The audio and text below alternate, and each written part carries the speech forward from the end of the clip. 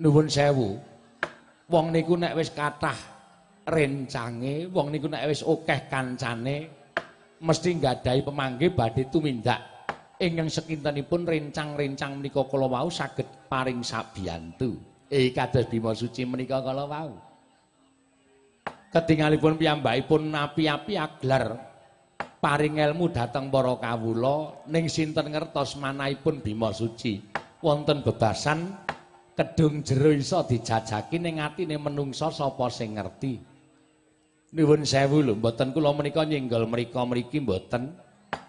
Menawi Sang Begawan Bisma ngendikaaken bilih Brahmana menika ingkang dipun gayuh katentreman karukunan lan kesaenan. Menika nuwun sewu, mboten sedaya. Mboten sedaya kok nggih.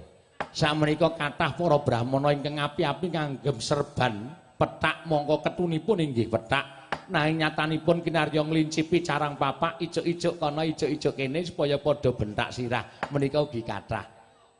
Malah kathah ingkang kanthi akekudung tulang macam nggih menika kanthi akekudung agami beneraken pemanggihipun nanging nglepataken pemanggihipun tiyang sanes. Menika Brahmana ngaten menika tumrap kula mboten kok damel tentrem ning damel bingungipun para tiyang-tiyang sami sumya dhateng Brahmana menika kala wau. Dados panjenengan sampun ngantos